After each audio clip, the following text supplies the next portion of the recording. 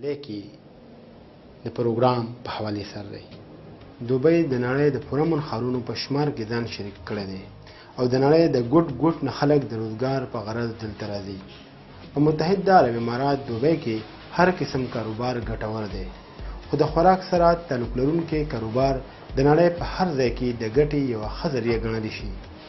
د افغانستان سره تعلق لرونکي حاجي نسیم صافي صاحب په دوبۍ کې د یو ډېر ښایسته رسټورانټ رانسته وکړه.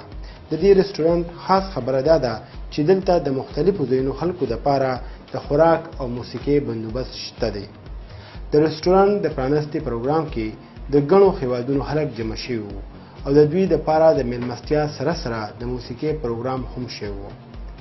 حاجي نسیم صافي صاحب د راغلو میلمنو شکریه ادا کړه او وویل چې دلته د هر ملک د خلکو دپاره د هغوی د کلتور مطابق د خوراک او خدمت بندوبست په ډېر کم قیمت موجود دی. راغلي میلمنو پاسون ټلویزیون د تپوس په جواب کې وویل دلته راغلي میلمانه که هغه د ټولو قومو دي، د پاکستان ټول قومو ته ښه راغلاست ورکولی وایم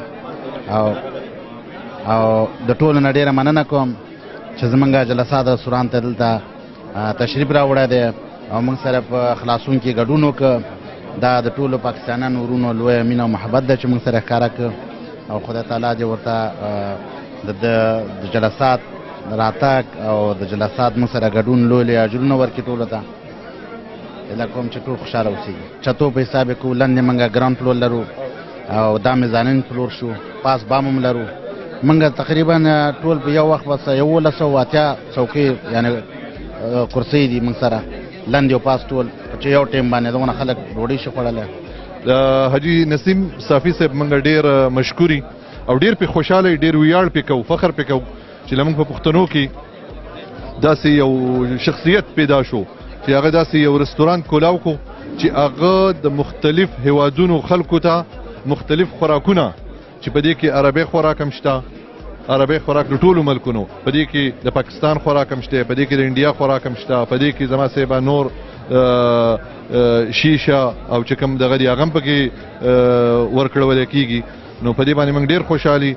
نو ډوډۍ خو ماشاءالله داسې ډوډۍ وه چې موږ معنا پیدا سوي یو داسې محفل چې هم پکې پښتانه دي، هم پاکستانیان دي، هم هندیان دي. دلته څو رقمه ډوډۍ وه، بالکل مزهداره ډوډۍ ده.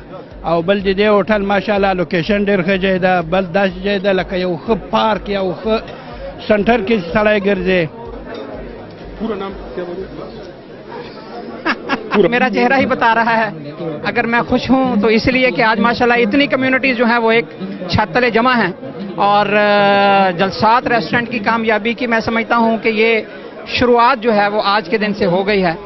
ټول ناول خو تاسو سره پرسن ټي وي ډېره مننه چې تاسو همیشه د کمیونټي پروګرامونو ته راځئ او د هغې کوریج اخلئ.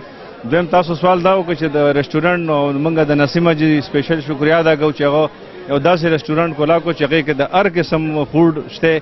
د حاجي نسیم صاحب همو ډېره زیاته مننه کوو چې موږ دې ځای کې راغوښتي یو او دا چار چاپېره چې دا څومره کسان راغلي دي. نو که یو طرف ته وګورئ نو زموږ د ټولو د پښتنو عزت هم دا دی چې په هغې کې د هر ټول کنټریز دي، انډین دي او مثال پاکستانیان دي یا که نه د هر کوم خلک دی نو هغه دلته راغونډ کړی دی، یاران دوستان ټول راغلي دي. جناب زه خو د ټولو نه مخکې حاجي نسیم صافي صاحب ډېر زیات مشکور یم چې هغه د ټول پښتانه نه علاوه د ټوله کمیونټي دلته په دوبۍ کې راغونډه کړه او د میډیا والا او زه داسې فیل کوم لکه زه چې نن په خپل کلي پېښور کې ګرځم. دا قسم پروګرامونه ښودل د پاسون ټلویزیون پښتنو کاروباریانو ته د روزګار لارې ښودل دي. کیمرامین آصف چودھري سره سید الله ترکي، پاسون ټلویزیون، دوبۍ. د تېرې هفتې رپورټونه موږ تاسو سره په پاسون ټلویزیون پاسون ډایرې پروګرام کې تاسو سره شریک کړل. د نوې رپورټونو سره بیا په نننۍ ورځ ستاسو کوربه سید الله ترکي به تاسو سره وي.